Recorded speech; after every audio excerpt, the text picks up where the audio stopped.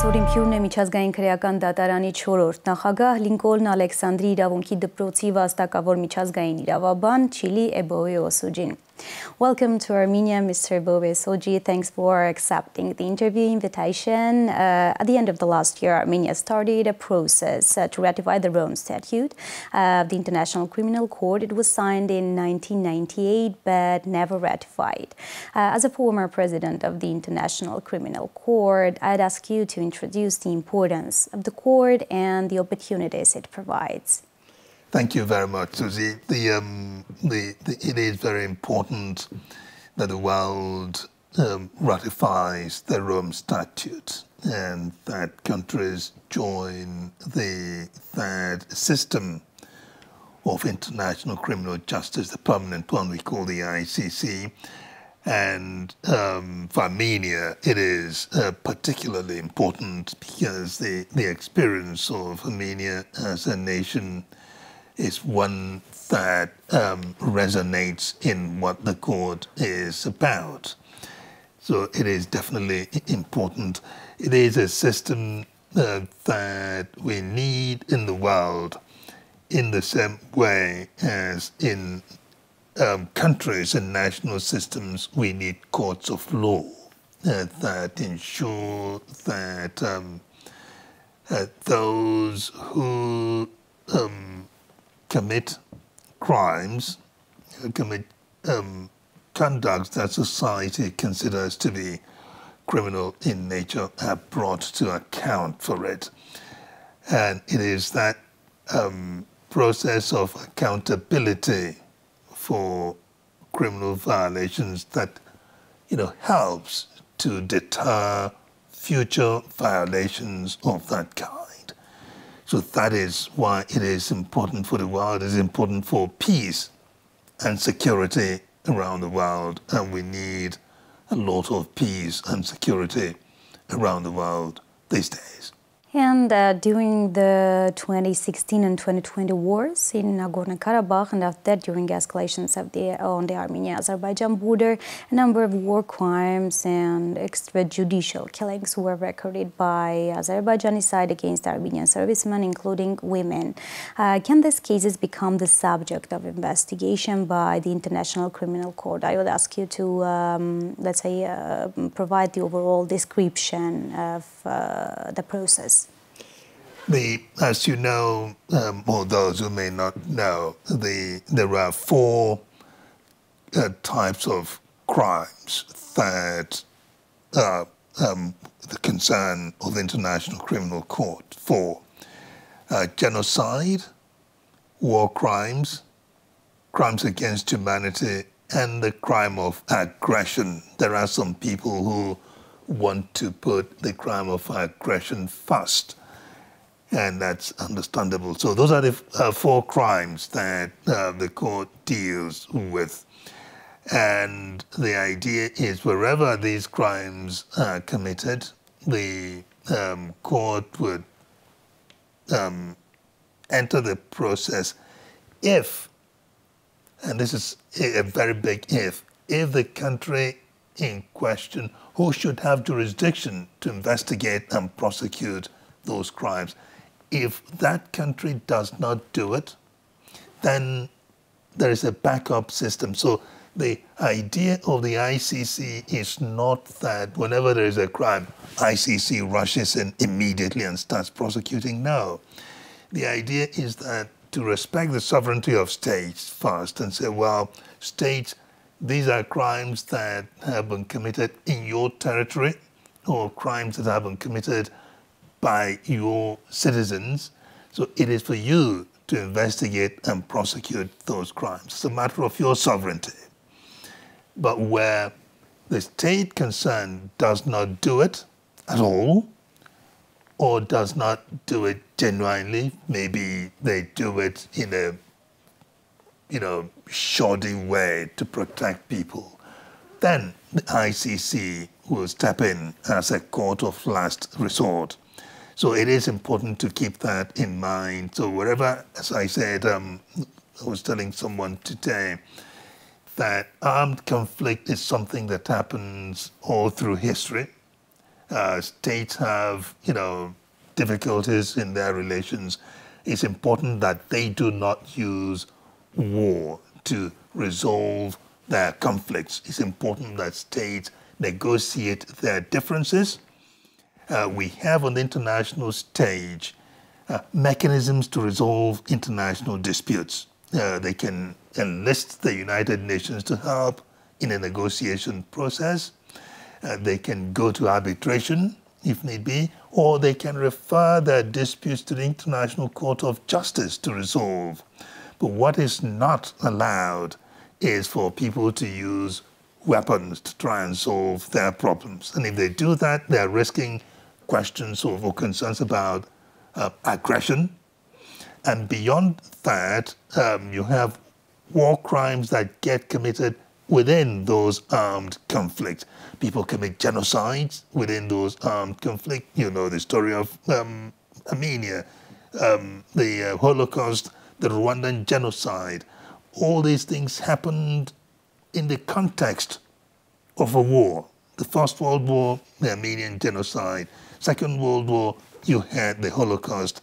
In Rwanda, 1994, there was a genocide, again, committed in the context of the Rwandan civil war. So whenever you have a war, that begins to provide an environment for crimes to be committed. And if those crimes are committed, it is important that they're investigated and prosecuted. If they're not done by states as a matter of their sovereignty, then the ICC will take over and try and do justice. Mr. Eboe-Osuji, you talked about the decision, the importance to, let's say, apply to the International Criminal Court and the importance of the decisions to fulfill the orders. How do you assess the effectiveness of international judicial bodies, the International Criminal Court, the International Court of Justice in the 21st century? It's a very important question. And why that's important is it is often the case that people expect perfection, but there is no such thing as perfection in the world. In our homes, we know, even in our own homes, we like things to be a certain way, but they're not always like that. And in nations, we like our systems to work perfectly, but they don't work perfectly. And so it is also with at the international stage. We have mechanisms that do different things, keep peace, the United Nations. People keep complaining about its UN working well or not. People complain the International Court of Justice. People complain about the International Criminal Court. People complain about the United States Supreme Court. So these are systems that human beings construct and human beings populate to make it work. And we human beings, we are very, very flawed as, species. As long as we are the ones who design these systems and operate them, there will be always questions about, could this work better? And that's an important question. So if we expect perfection, then we will be seriously disappointed. But if we now know that without these systems, life will be absolutely intolerable for humanity, and that is what keeps the systems going. So they work very well, but unfortunately, they depend on states to make them work better. Unfortunately, they depend on human beings to make them work better. But we cannot give up because we don't see perfection.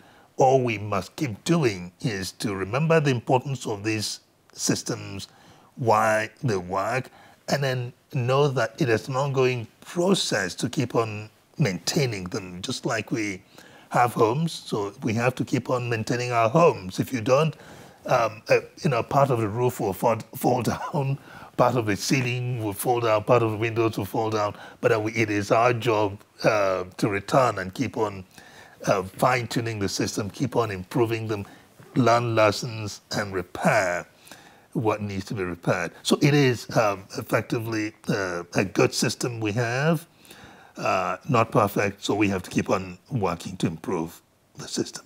And just in the context of the previous questions, for several months, Azerbaijan has been ignoring the interim decision of the International Court of Justice, which obliges the Azerbaijani side to take measures to ensure the free movement of people of vehicles through the Lachin corridor. Moreover, Azerbaijan has placed a checkpoint in the corridor, making the situation even worse. How would you assess the situation from a legal point of view, and are there any specific mechanisms to force Azerbaijan to comply with the court order? What I can say to that, I know, of course, that's a very important question for Armenia, also in the context of the difficult relationship it's had with Azerbaijan over the years. But what is important is that the world remembers that without maintaining the rule of law so that it works for everyone, it would be very difficult for the peace to prevail around the world in every relationship we can have. So it is important that states always keep in view, keep focused on the need to preserve international rule of law. As I said earlier, in relations between states, it is often the case that difficulties would arise, and it is important, again, to use available international systems to try and resolve them. And one of those systems, a very important one, is the International Court of Justice. If the International Court of Justice makes an order, it is important that that order be respected. Different ways of dealing with failure to comply. Well, it can be a matter of, again, international negotiations. It can be a matter of taking the matter to the, again, United Nations. If the UN doesn't work, explore regional mechanisms, regional systems to try and make them work. Because there is no sense in having an international system that no one respects the process because it does not suit their interest. It doesn't work that way. We all have to realize that for the system to work, we have to recognize that there may be times when a decision that's made by an international court is not a decision that we would like. It may be a decision that goes against our interest, but it is important that we respect that. Why? Because that decision was made by an impartial body that has looked at it and decided what should be. It's like playing football. We have a referee. Of course, it's more serious than that, but I'm just using that as an example. Something as, non-contentious as football. We have a referee, right? I'd like to score a goal and I go about it the wrong way. The referee will pull me back and say, no, that's not, there's penalty there. And so and we have to respect that. So it is on such important things as the need to respect the International Court of Justice and the judgment. It is important that that be done. But if, however, we have some examples, some, let's say, proof of what Azerbaijan does with the servicemen, including women, how can we, let's say, from which perspective can we look at this situation? Again, that is one of the values of being a member of the International Court of Justice. Everyone, including Azerbaijan itself, needs to be part of that system. So that this is one way to resolve difficulties. In the armed conflict, it can be the case that somebody say, well, you have allegations being made on both sides. Somebody, you will see Armenians will make a case, hang on, see what's happening here is the evidence of that. You may also see Azerbaijan, well, Armenian also did this and the other stuff. The best way to resolve that is not for people to be the judge in their own causes, in their own cases. It's to hand it over to an impartial, independent body who will investigate to see where the truth lies in the cross allegations that are being made. That is the importance of people being members of the International Court of Justice and the International Criminal Court. And as mentioned, the International Criminal Court examines the cases of genocides, military crimes, as well as crimes against humanity, and brings the perpetrators of military aggression to justice. Since the blockade of the Lachin corridor, it has been repeatedly talked about that Azerbaijan wants to carry out ethnic cleansing in Artsakh, which is also a crime against humanity. I'd like to ask you to describe the events taking place in Artsakh from the point of view of the international criminal law. I can only speak about that from a general point of view, not a specific perspective of someone who has investigated that. That's not, how I came about it. Again, it returns to the question of the what is the mandate of the International Court of Justice and what it stands for. You've mentioned genocide, you mentioned ethnic cleansing.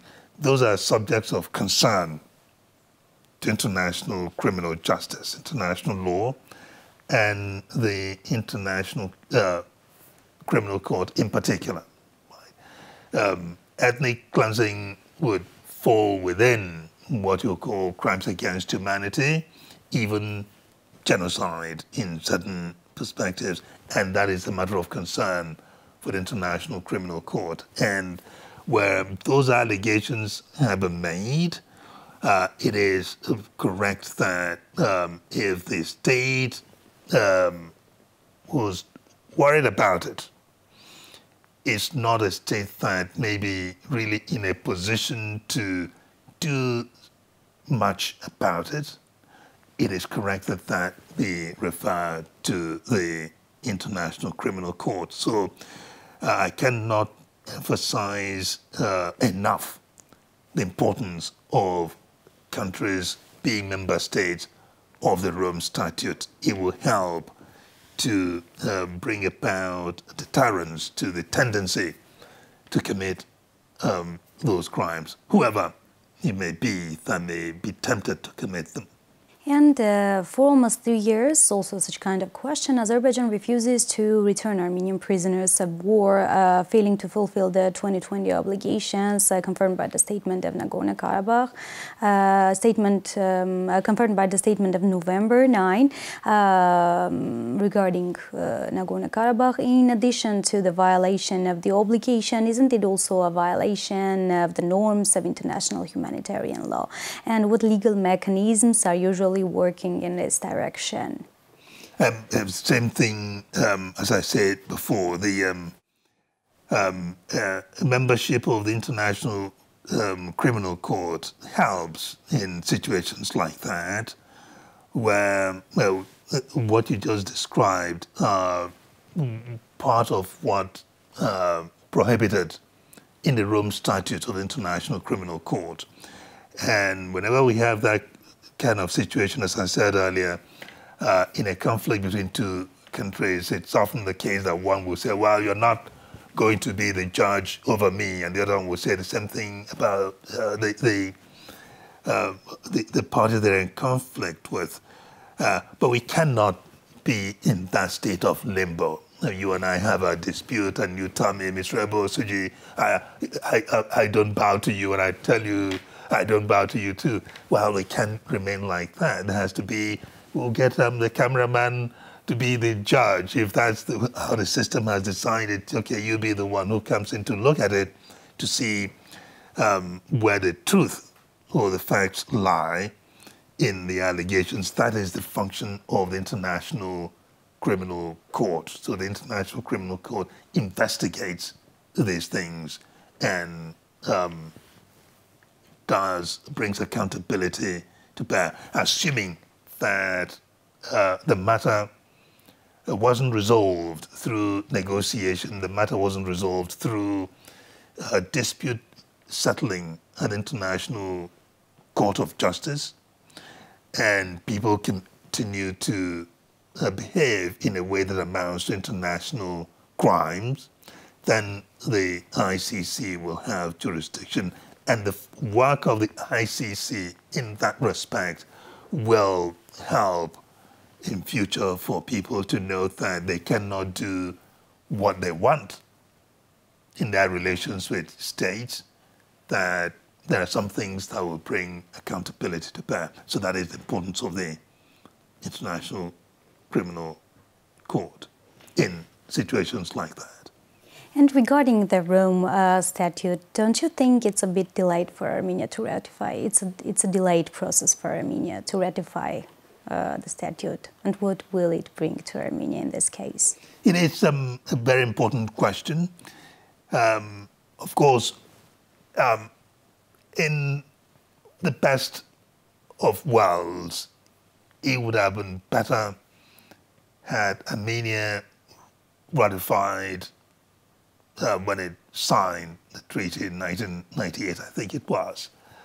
But that did not happen due to situations we can't, maybe too complicated for us to get into now. I understand that the Constitutional Court at that point made a certain pronouncement about sovereignty, which I understand has recently been clarified by the Constitutional Court, in our own time. But in the last few weeks or months, I think the Constitutional Court came and then revisited that question, revisited it and interpreted it in a way that is consistent with international law and how things work. You do not have an absolute view of sovereignty.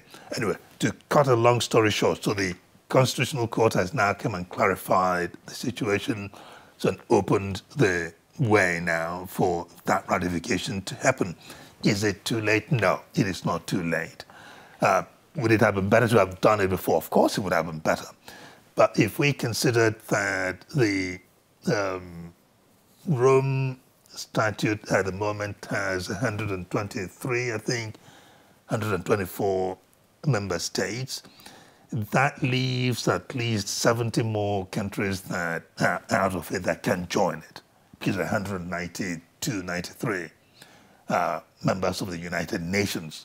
So the ideal would be for all 192 to ratify the Rome Statute. So if Armenia comes in to become 125th, 124th state, it is not too late. Still, it brings a lot of value to that system. It would encourage others still in the region to and beyond that, in the wider world, to join the Rome Statute to ratify. So it is not too late at all. Thanks for the interview, Mr. Eboe-Osuji. Thank you very much for having me. Այսօր իմ հյուրն էր միջազգային քրեական դատարանի 4-րդ նախագահ, վաստակավոր միջազգային իրավաբան Chile Eboe-Osuji-ին։ Հաջողություն։